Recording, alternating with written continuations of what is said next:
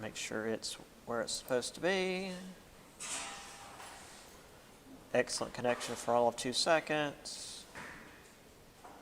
Is it running? Yeah, there it is. Okay, there's Delana. Ah! Oh, wrong one, right. Bum, bum, bum, bum, bum, bum. Right.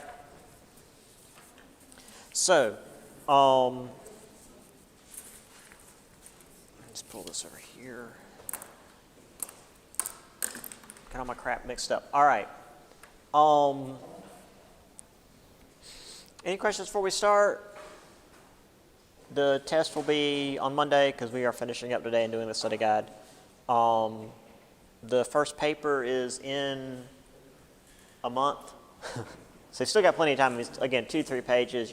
Most of you have done this for me before. There's not a whole lot to it. Yeah, March 8th, I think, would be a good day for that. It's the second. Well, it's because the first day in March is on a Wednesday, so it's like the next week of March, which gives us time for the second paper after that. I put the default topic up on Blackboard. If you guys will look into that, again, there's other plenty of other things you can do besides the default topic if you'd like. If you have any questions, let me know. That's just kind of always how it goes. It's too many pens. Okay. But as of right now, the main concern is the test. So, let's get into the material, and then we'll do the study guide, and then y'all can go home because I feel like I'm dying. It's nothing contagious. It's being old and having a neck cramp, which causes a migraine, and that makes you feel like you're dying. So, yay. Don't get old, folks. That's my advice to you. All right. So we talked about Jim Crow last time, which we'll just say wasn't good. It was, the Supreme Court codifying all the black codes that have been put into place in the South.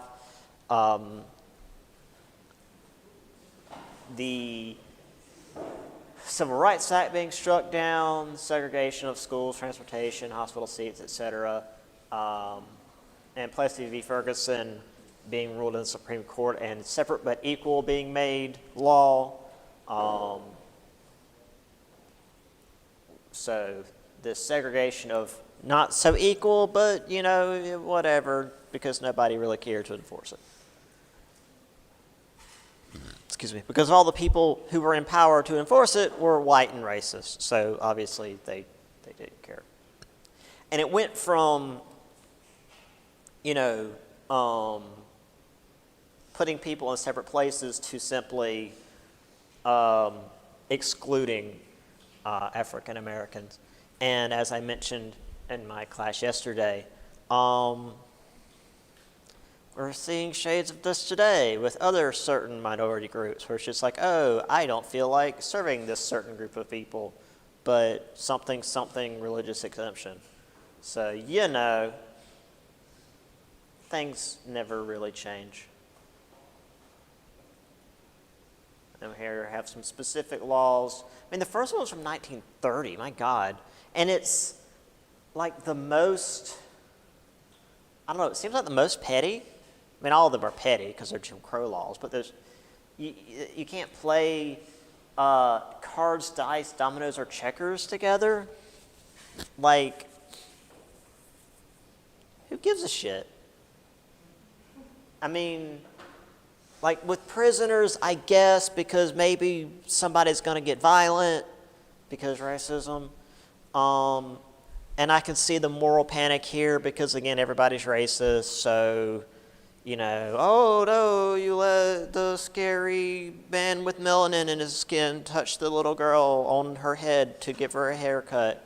Oh, we better murder people in the streets for this, because boy, it happened. But like the first one is just so weird.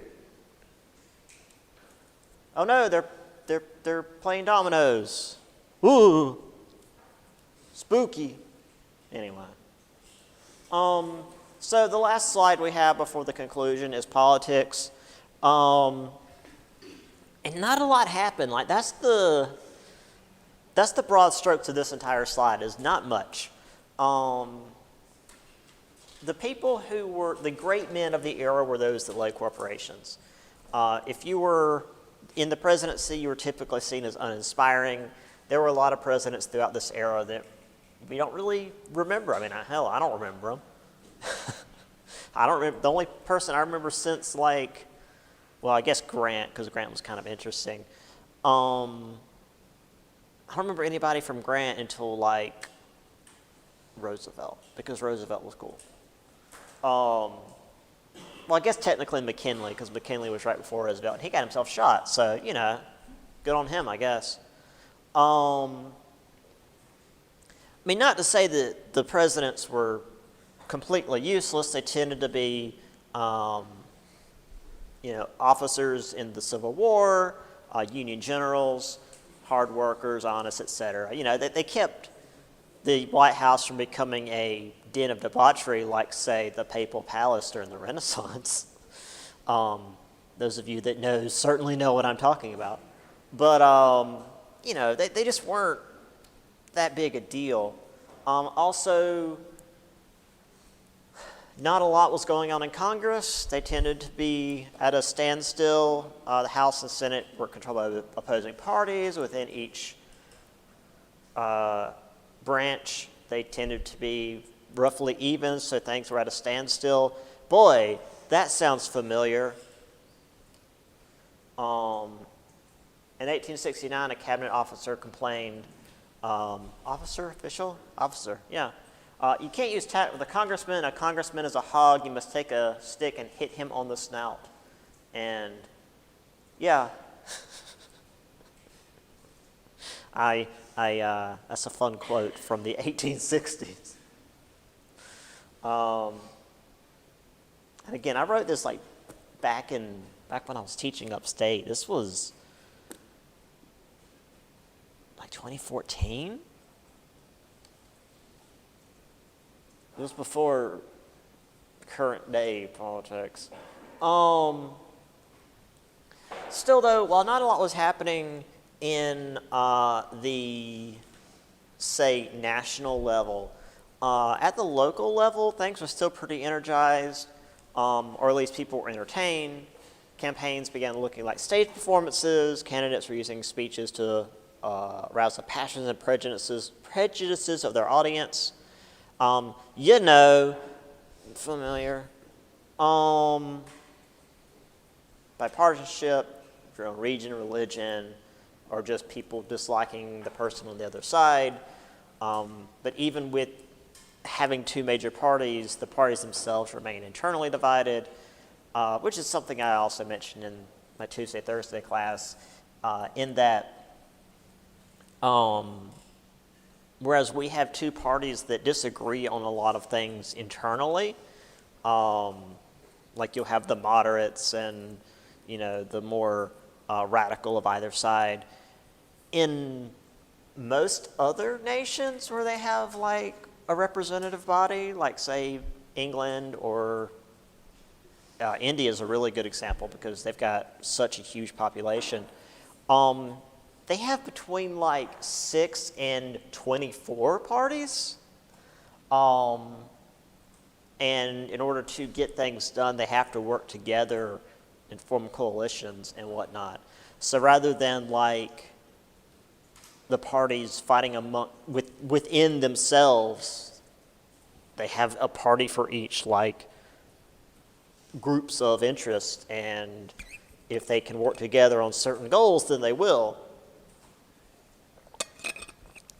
But when you vote for a party or an issue, it's not just like, well, I like these ideas, but these other ideas I can, you know, give or take, you know, I can leave on the table, whatever.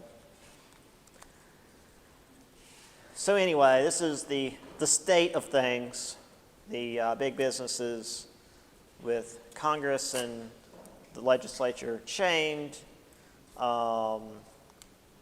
feet up on the, I guess that'd be the presidency. And here we have folks coming out for a speech. There's multiple dogs in this image, therefore this is a good image. That's how I judge things. I guess there's technically dogs in this image too, so it counts. Yeah, I mean, look at this. Look at this little yappy dog having a good time down here on the bottom right. Just having a great time. I don't know. This guy is drunk at like 11 in the morning. Everybody's enjoying themselves. All right. Just a couple of things here. We'll talk about the gold and silver coinage issues in later chapters. There's McKinley and Roosevelt, and the issue with Cuba. We'll talk about that later as well. The American flag has not been planted on foreign soil to acquire more territory, but for humanity's sake. Bullshit. Yeah, absolutely. And once again, any of you who have had any of my classes before should know what this is, the Phrygian cap, which is a symbol from Roman times of a freed slave. So, we freed Cuba from the bondage of being under the control of Spain, and now they're so much better because we're in control of them. I mean, helping them be free, as long as they do it on our terms. And this is just more like issues of silver, and we'll get into greater detail with this later. But this was like the major issue, which is like silver coinage or not silver coinage, and just so much back and forth with this. All right, conclusion. We need to get to the study guide. So industrial progress. A few people made lots of money. Everybody else starved to death. Most people who were on the working class were still very, very poor, but the culture of the day kept them hopeful that maybe one day they could be rich. The American dream. The individualism of the Old West, or the idea of individualism, was replaced by this mass organization. And laissez-faire, the just leave it alone and see what happens, replaced the government aid of, again, the moving west and giving land and whatnot. Now, of course, the corporations did get the government aid when it helped them because they're nothing if not hypocritical. And that's literally it. So, let me see if I can adjust this without breaking anything. Settle down there, slideshow.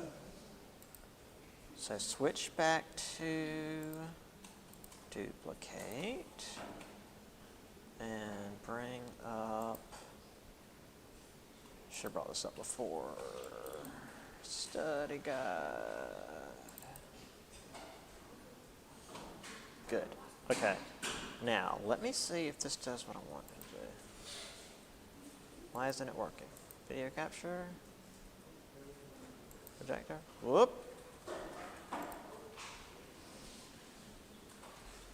But why is it like that?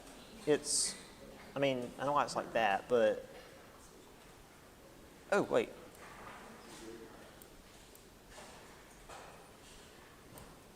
See how the screen's being weird? There we go. See, I always had an issue where it was just like this part. Whoops. Sorry, online folks. Or it was just like the top quarter of the screen was showing, and I wasn't sure why. Apparently, it changes the aspect ratio when I bring it into duplicate. I don't know why it does that, but what the hell ever. Okay. Let me make sure it's being correct over here. Why isn't it being correct over here? Wait, hold on.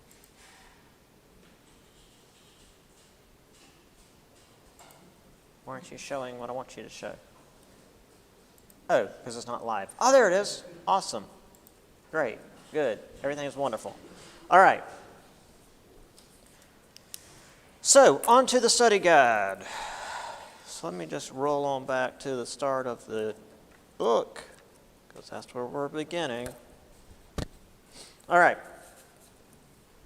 So, start of the semester. Boop, boop, boop, boop, boop. Before the Civil War was even over, what region of South Carolina briefly experienced emancipation under the Union soldiers? So what part of South Carolina saw emancipation before the Civil War was even over?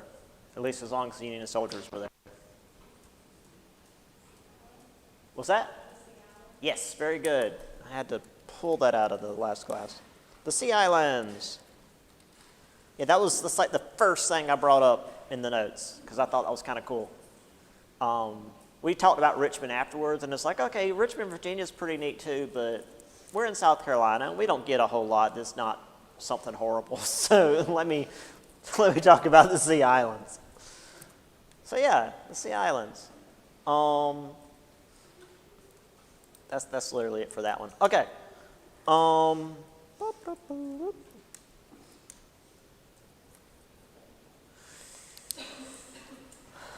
right. Let me make sure that the short answer isn't anything right now. Okay. One moment. Let me write this full thing out.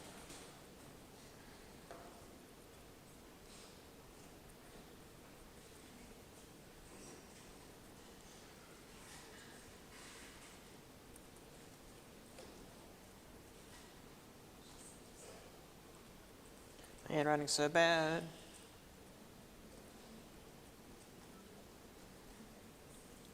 Okay. So, once the slaves were freed, typically the first thing they did was do their best to find their families, reunite with their families. And then education was like the next step. They wanted to find some level of education. How do I have it written? What particular skill was the most sought after? What thing do they want to learn the most? Reading, yeah.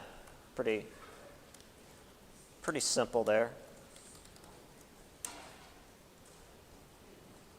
They wanted to learn to read, because you need to be able to learn to read to learn a lot of other stuff.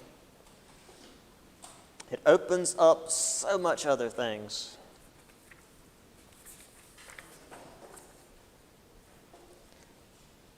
Okay. And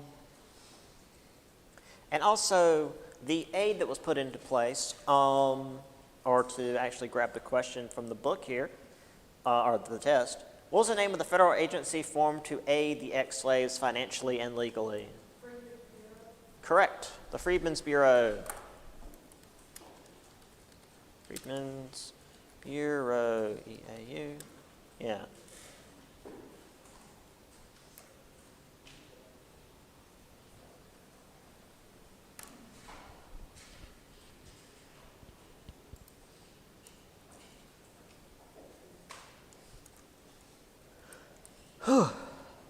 Okay.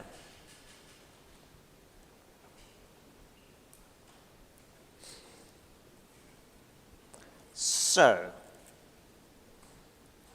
I'm going to answer these in a slightly different order. At least we're going to mention the amendment first. So, which amendment officially abolished slavery? 13th. That was across the board. Very good.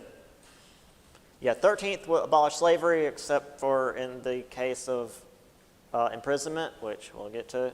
14th made them citizens, and the 15th allowed for black men to vote.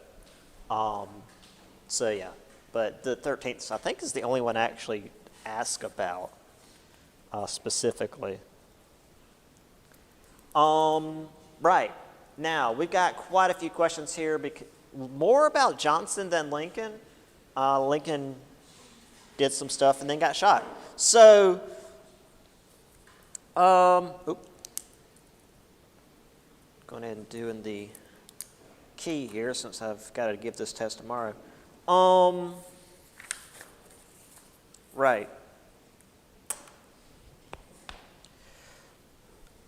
So under Lincoln, in order for states to rejoin the Union, they had to accept the abolition of slavery, so 13th Amendment, and a certain percentage of those who could vote in the South had to swear an oath of allegiance. What percentage under Lincoln had to swear this oath? 10, yes, 10%. There's two questions that have percentages on them. They're both very simple percentages. I'm not going to be like, 17.5%, because that's real dumb. We're not going to do those kinds of numbers in a history class. This isn't math. 10%. A tenth of the electorate in the South had to swear they weren't traitors. And then Lincoln got shot. Spoiler. Sorry, guys. So on to Andrew Johnson, because now he was in charge and everybody groaned. So for Andrew Johnson, what was the real enemy in the South? Say that again?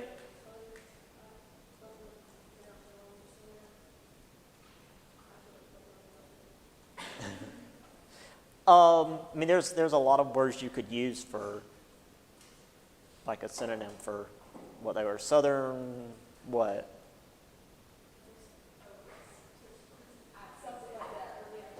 What's that? Oh, the aristocracy. Yes, you could also just say the rich landowners or the rich people in the South. Because Johnson was born into rural poverty, and he saw the rich landowners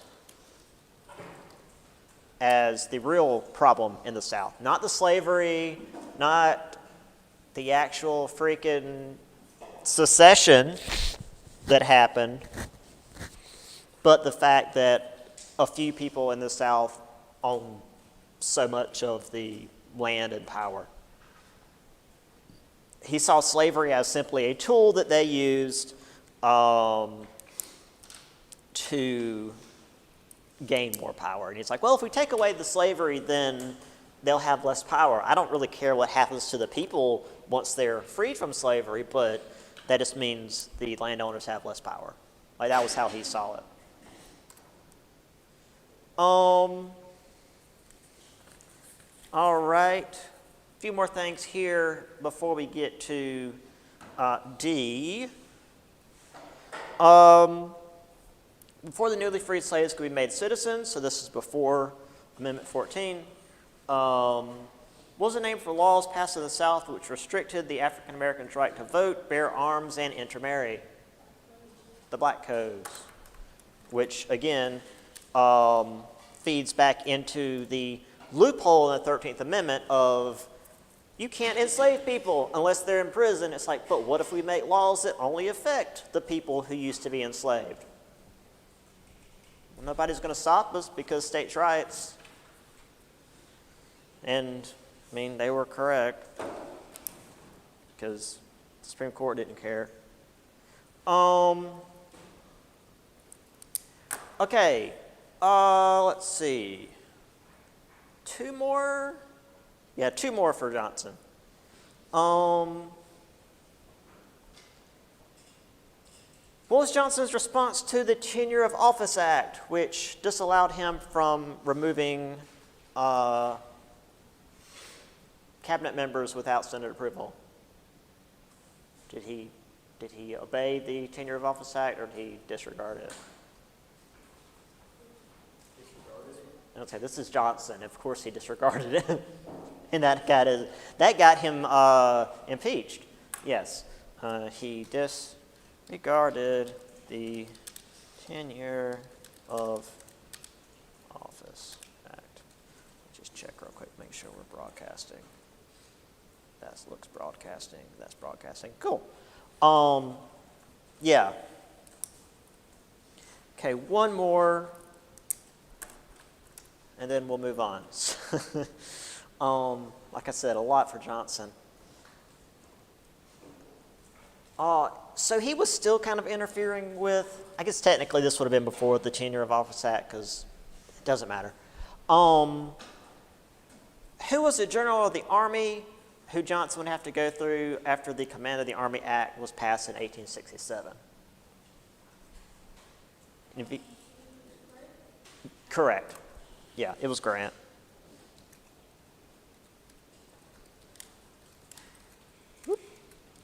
I mean, just think this is immediately post-Civil War, and we're talking about the guy that's in charge of the U.S. Army. It's probably going to be the big Union general.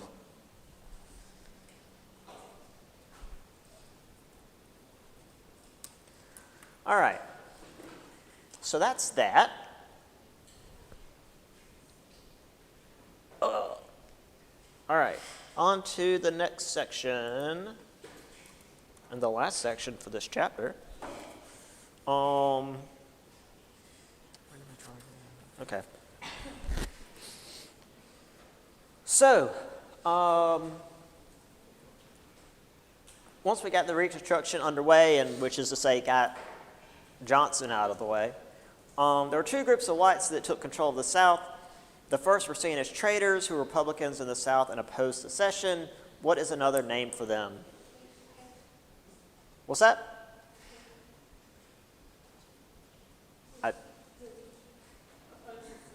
Yes. That's another name for that, but there's a, yeah. It's multiple choice. Scoundrels isn't on there. Yeah. Scoundrel, scalawag, all this 18th century stuff. Or 19th century stuff. Yeah. So we had scalawags, were the traitors. We also had this other group of men who were seen as controlling the South. They were actually Northerners who were seen as coming to plunder the resources of the South before heading home. The carpetbaggers.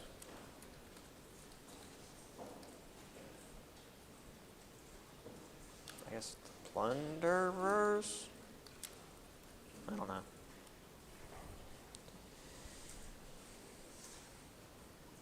Now there's another group that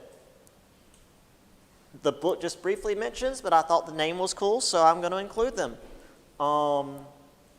These were groups of African Americans who traveled west to escape the political confines of the South. Say that again? Correct. Yeah, they were on their little exodus.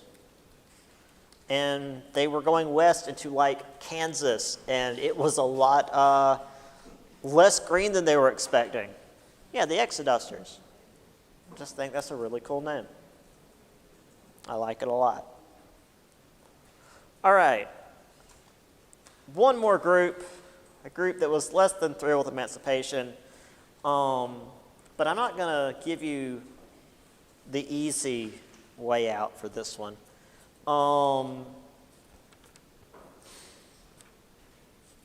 There were those who opposed any kind of freedom for blacks in America. Who was the man who founded the Knights of the Ku Klux Klan? Nathan Forrest. Yeah, and again, there's like a road in the upstate literally named after this guy, so his awful legacy lives on. I mean, not that the Klan's not still around, because they are. Yeah. Oh, the picture with the cow is in the front of chapter 15. the thing I was telling you guys about where the people's house is made out of sod, but it's also like built into the wall, into the hill, and the cow's just like up on the hill grazing, and it looks like he's standing on top of the house. It's great. Okay, sorry. I think that's it for this chapter. Oops. I just completely did not fill in the key. Ancestors, forest. Oh, we have one more here. Aha, I was getting ahead of myself. The name of the man whose presidency spelled the end of Reconstruction because of how close the race was and all the, I'm losing my words, the compromises that were required to put him in office at all. But who was the president? Say that again? Yes, Rutherford B. Hayes.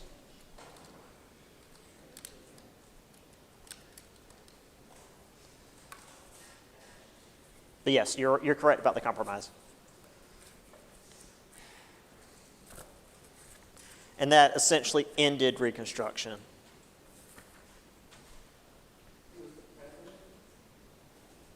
Yeah, he was the one who became president through the Compromise of 1876. But due to all the compromises that the Republicans had to make in the South, it essentially ended Reconstruction.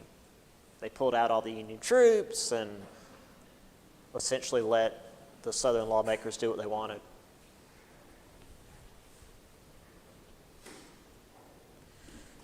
All right, Rutherford Hayes. All right, on to the frontier, chapter 15. All right.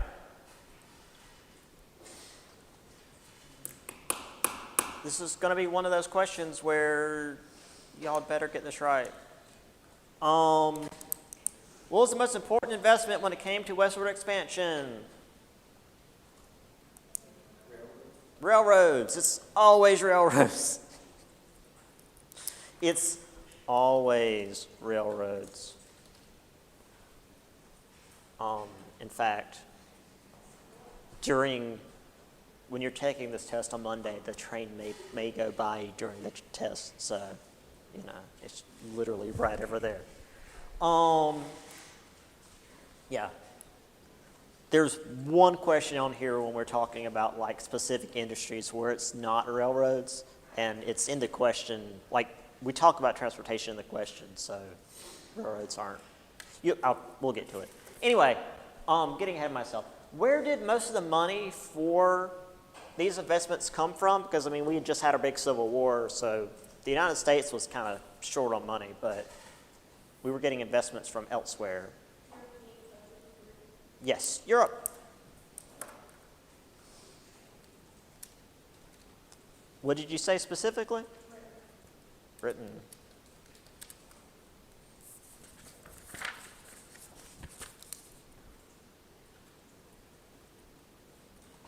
Yes. Yeah, a lot of European countries were involved, Britain especially. Both are correct. All right, so that's the train question, or at least one of the train questions. It's the train question for this chapter. Okay, let's a couple of questions on the Native Americans. Let's see, how well did the Native American tribes work together? Not so well. Yeah, they were, tribes were unique and often hostile.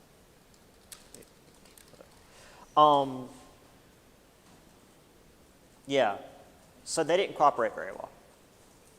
In fact, let me write that easier. Did not cooperate well.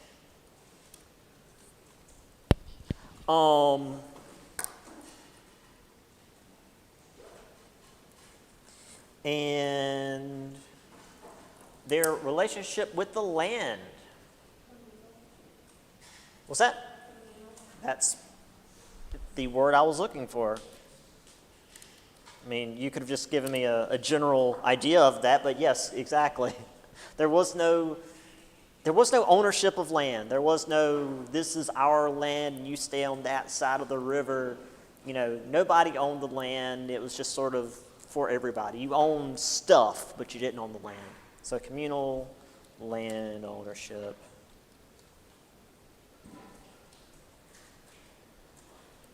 Very good.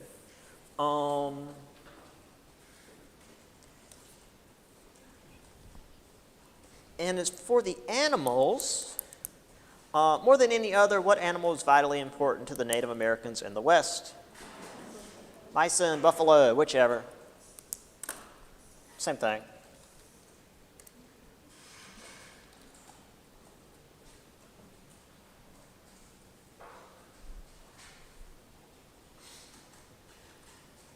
All right. A few more things on the natives here. Where's my mouse? There we go. All right. So, after the massacre at Sand Creek, Colorado, what U.S. colonel made his famous last stand at the Battle of Little Bighorn? What's that? No, not Chivington. Chivington sadly survived. No, I think I heard it. Who died at Little Bighorn? Somebody said it. I thought somebody said it. George Custer. A lot of times it's portrayed as this heroic sacrifice, but no, he was a monster, so the world was a better place with him dying.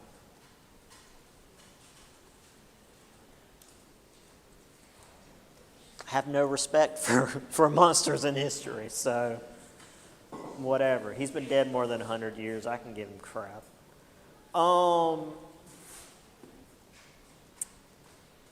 Let's see. Let's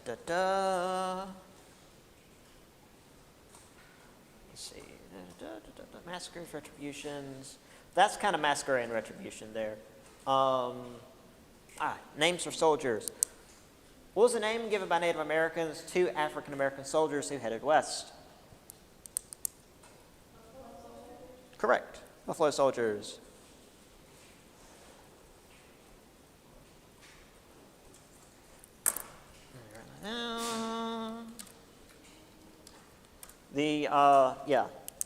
Native Americans called the African Americans who headed west to fight Buffalo Soldiers. They hadn't seen many African Americans before this point. Let's see. Just a couple more. The name of the act which carved up Native American lands, giving each family a parcel to use in exchange for giving up their customs and traditions. The Dawes Act.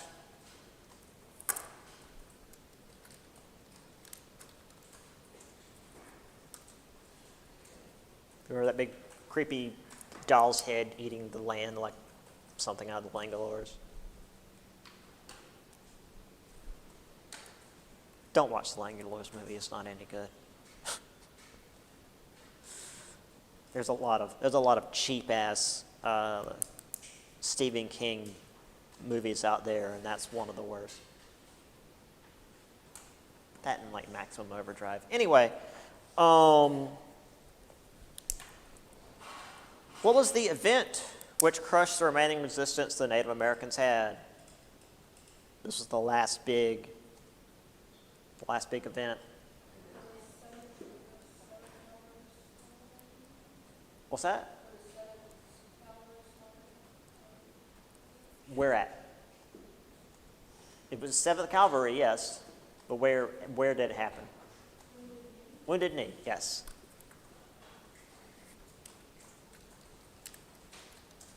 It's sometimes called the Battle of Wounded Knee. It wasn't really a battle, more of a massacre. Yeah.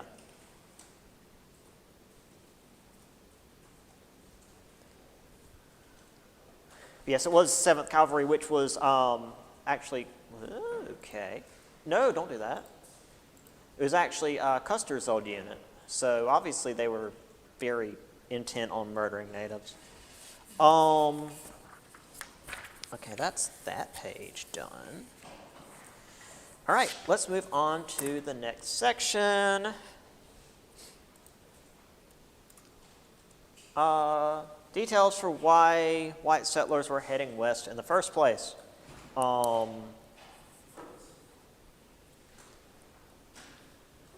yeah, what was the event which sent white pioneers flocking west after 1848, much to the detriment of the Native Americans already living there? The Gold Rush. Yeah, 1848, Gold Rush.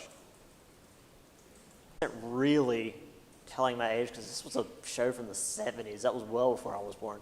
The original Scooby-Doo, they had a ghost that was supposed to be, they called him the Miner 49er because it was 1849 was when most of the miners were out west digging up gold. And so, of course, there were tales of ghost miners who had been killed in the mines and were now haunting the area.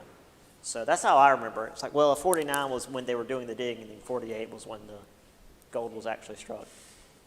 Obviously, you don't need to remember the year. It's in the question, but just as a hint. Right, Gold Rush. Sorry, brain fart.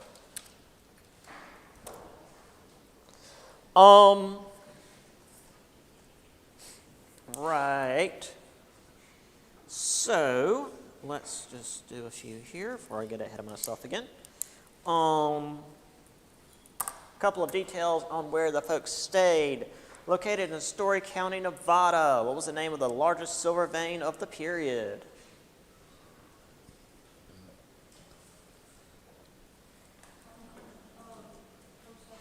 Yes, Comstock Lode.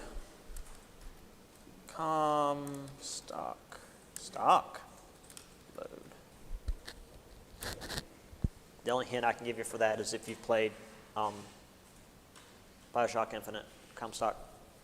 That's all I've got.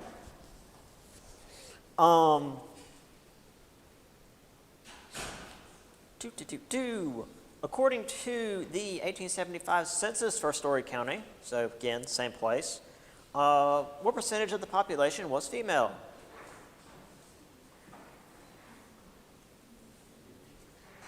Say that again? 50, yeah, about half. This is the other percentage question, and again, it's very easy. It's 50%. Half of the population in Story County, Nevada, was women.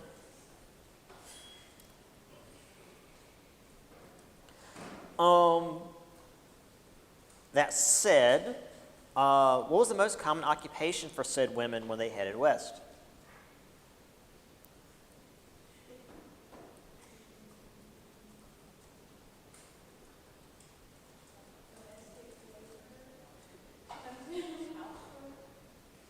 The single most common occupation.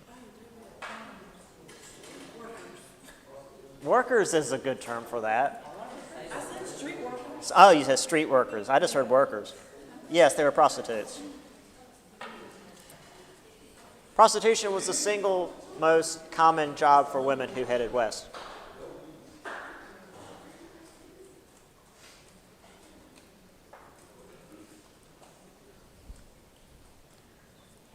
I mean, more women overall did like domestic labor, but there's a bunch of different jobs you can do for that. So the single most common job was prostitution.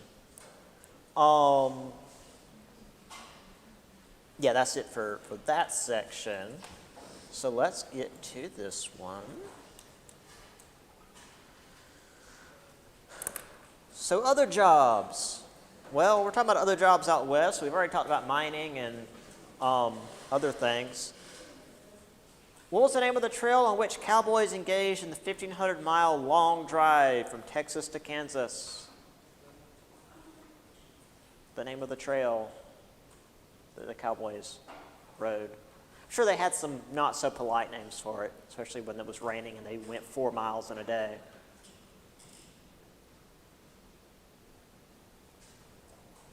Cowboys being known for their polite language.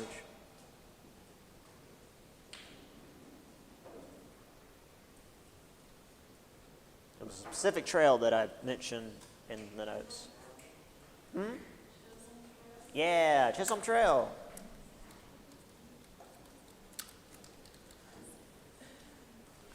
I didn't really have a way to ask, like, what am cowboys, so I figured I'd ask about, like, the main trail that they used for their long drive from Texas to Kansas. So, you know, the big thing.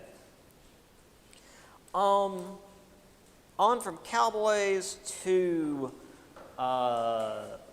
settlement. Which act passed by Lincoln's Congress gave settlers cheap land as long as they cultivated it, which helped to actually settle the West? Very good. I was getting ready to say this one's easy, at least to me. It's right there in the name. It's Homestead Act. You go and make your homestead, and the government will give you that land. Go and make the land livable, and you can have it. Make a homestead. All right. Do I have any almanac? All right. A couple more groups here.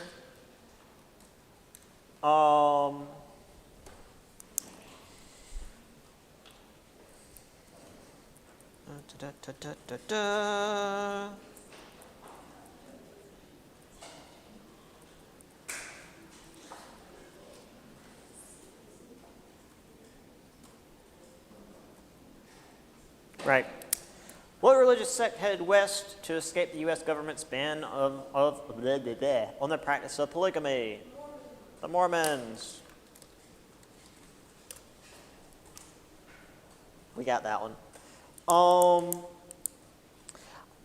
Apparently, when I was making this, I skipped the Californios. I apologize to the Californios.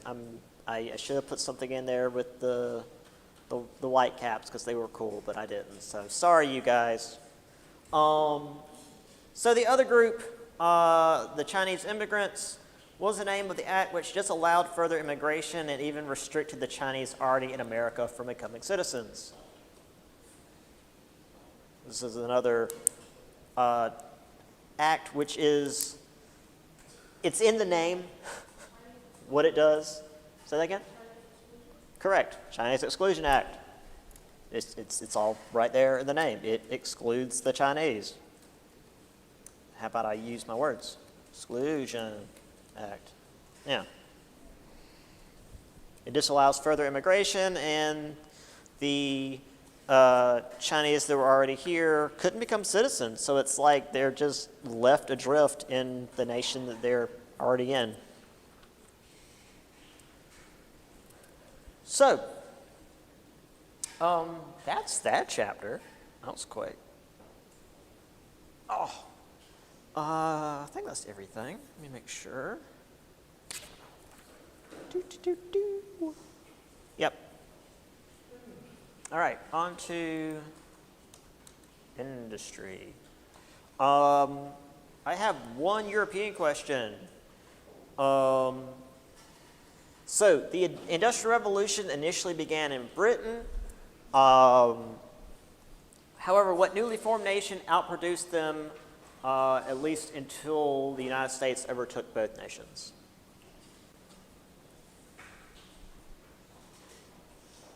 So we had a new player on the field that was producing a bunch of, well, iron and steel.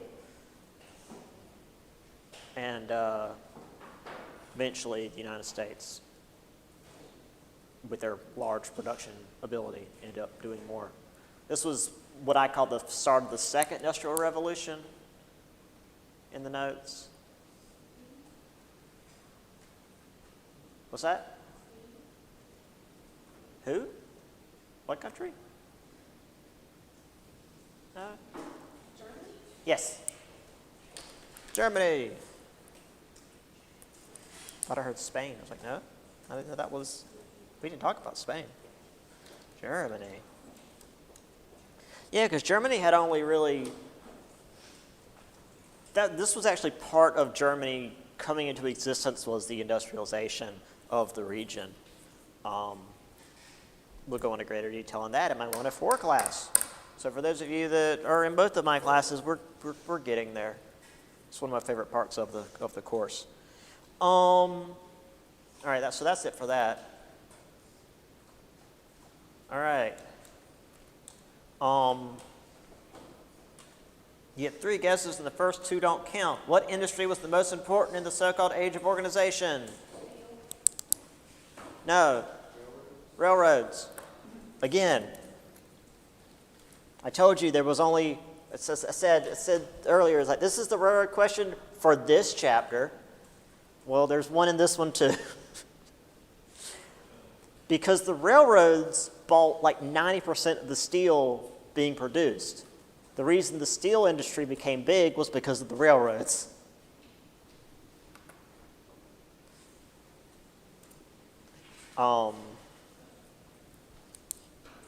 Now,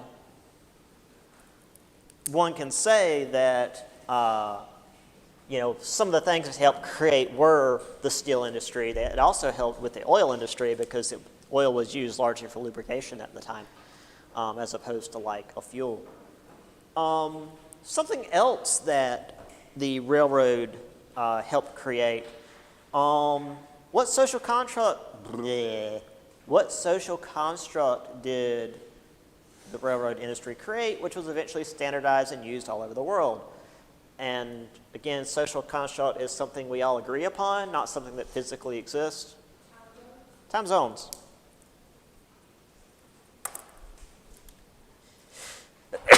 Woo! Sorry about that.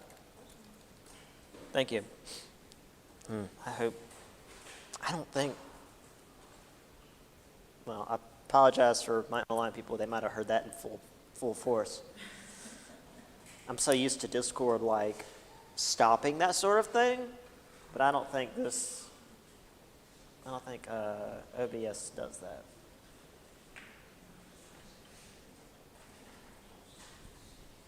Okay, before we go to inventors, I'm just going to stick the New South questions on this.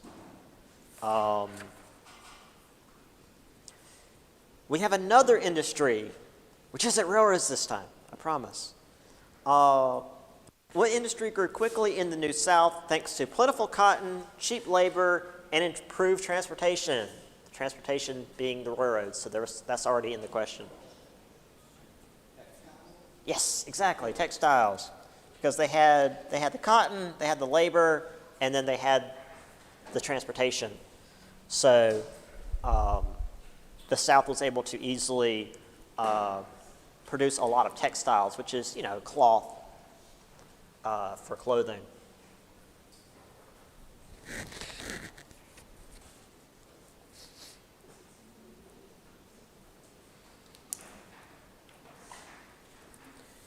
Okay.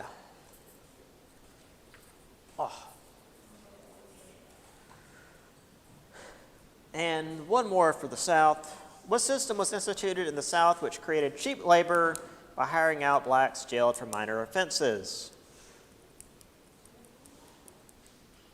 What's that?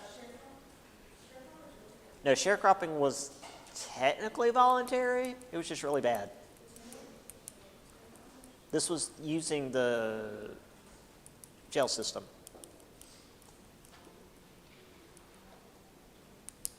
We briefly mentioned it last chapter with the 13th Amendment. Was that? Yes, convict lease. The convict lease system, which is still being used today.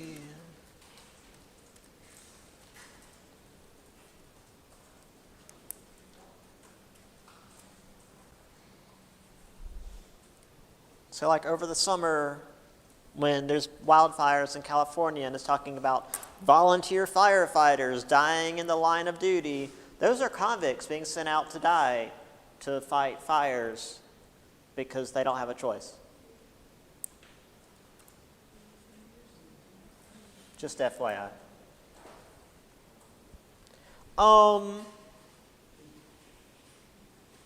Inventors. There's only two here that I decided to talk. Well, you know what? I'm going to technically say there was one. And actually, I'm going to have to change my question a little bit. The question is who invented the telephone, but I guess the correct question will be who is credited for inventing the telephone because he just got his patent in first.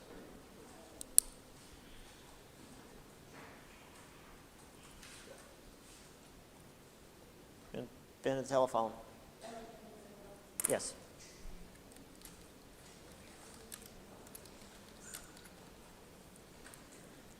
Alexander Graham Bell.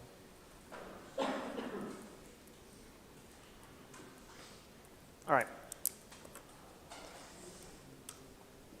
And the other person created an invention factory, churned out lots of stuff, mostly by using other people's work, like the phonograph, motion picture, and of course the light bulb.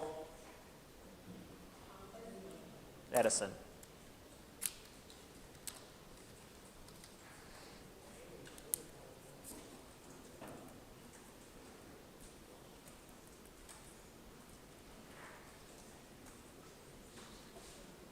All right. Business stuff.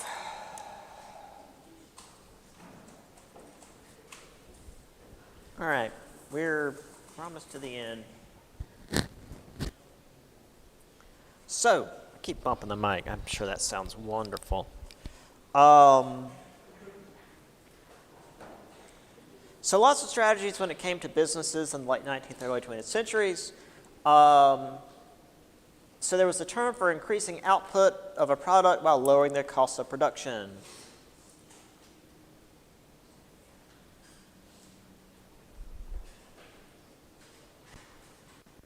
So increasing output and lowering production costs.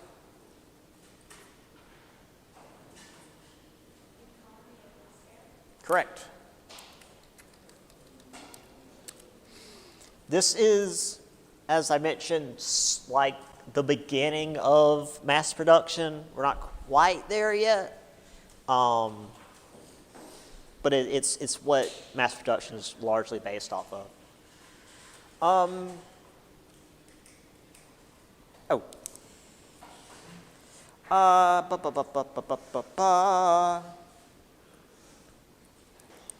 What term was used when a business tycoon would own everything relating to his product, such as the production of raw materials and the means to ship the end product? The example we were given was Carnegie, who made steel. He partnered with Henry Clay Frick, who owned a large coal, I guess, mining facility. So he didn't have to buy coal from a third party.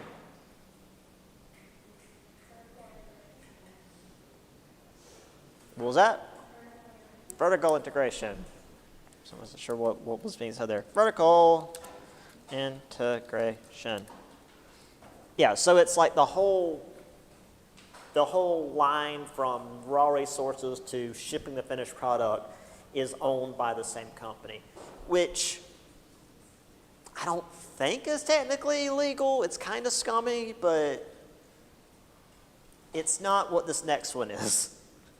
The term for a business tycoon who eliminates his competition by buying out opposing firms or simply running them out of business, like Rockefeller did.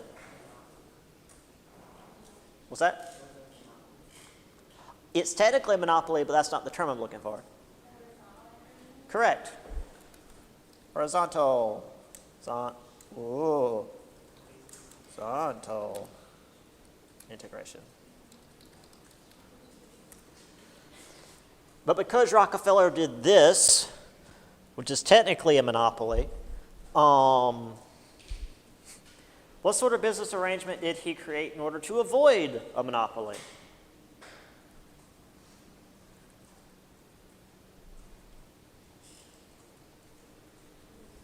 This is Rockefeller created a certain type of business arrangement to avoid a technical monopoly.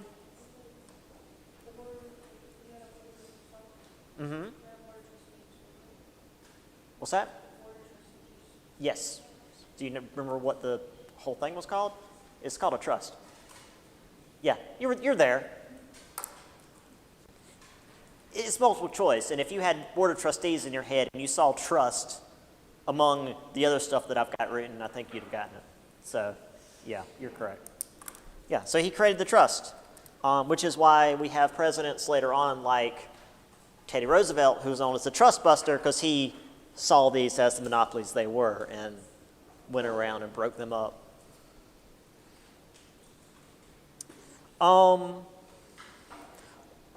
One more, I think this is one more.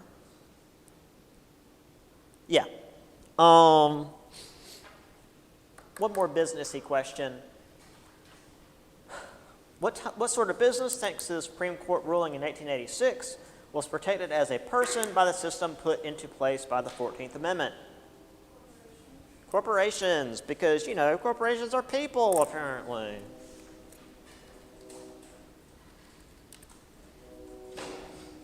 Because America. There's the train.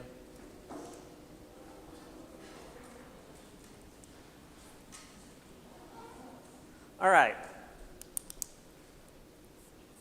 Just a few more. Philosophers, economists, et cetera, et cetera. Who wrote The Wealth of Nations in 1776? Spoke of the invisible hand of the market, the idea of laissez-faire. Those of you that are in my European history class should definitely know this because you've had it twice in the last week.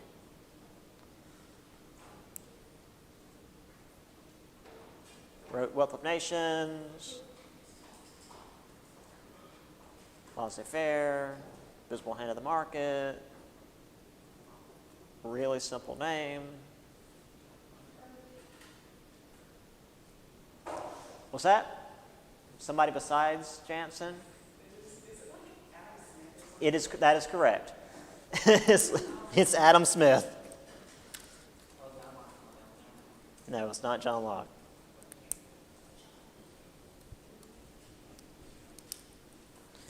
Okay.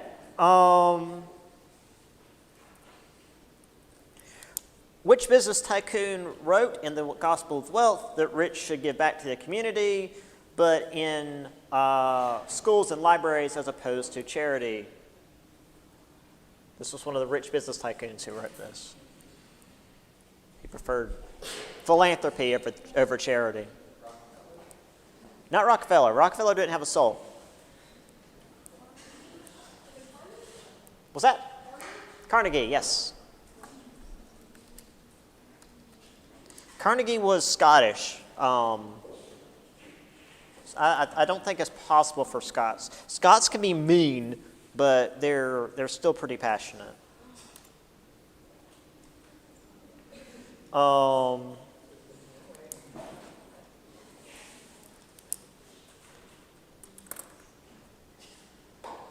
And this isn't really a writer.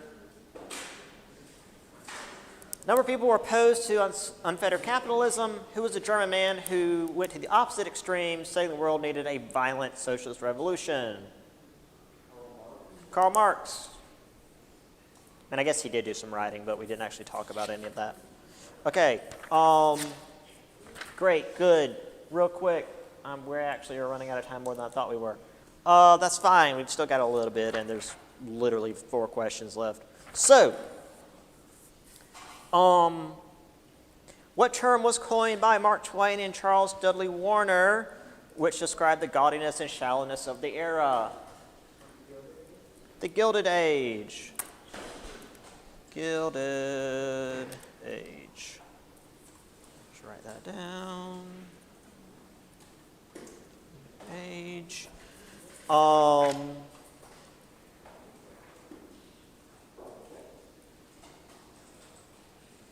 Ba-ba-ba-ba-ba-ba. Opulence when it comes to rich homes. Which rich family built a summer home in the mountains of Asheville, North Carolina? The Vanderbilts.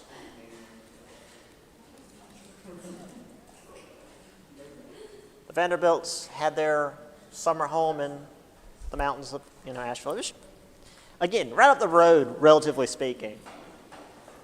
I mean, less so from here than it was when I was upstate. Oh, hey, look. The awful racism. What was the colloquial name for the series of laws passed in the South in the 1890s in order to restrict the vote of African Americans using things like poll taxes and a literacy test? Jim Crow laws.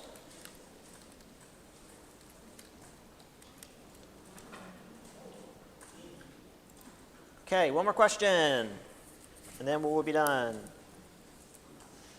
I can't write.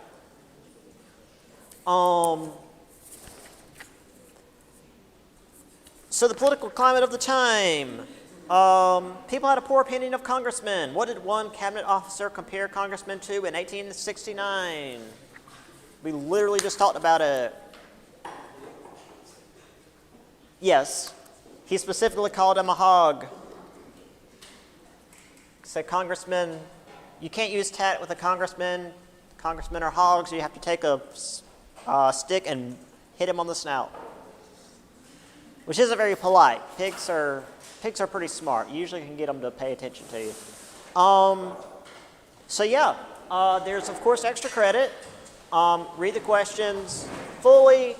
There'll be extra credit at the end. All that good stuff. If you have any questions, email me.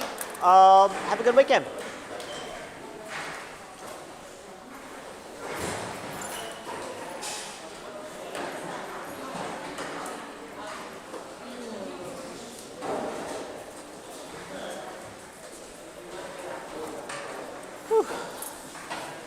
So tired.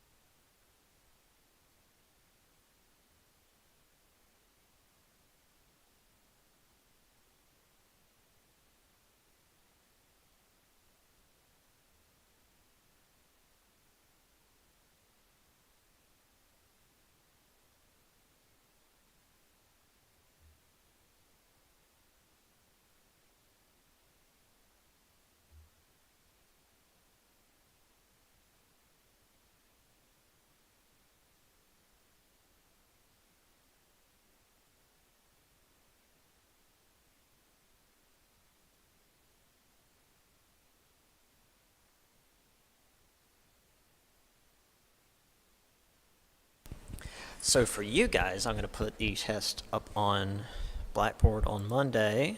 Oh, there's my everything.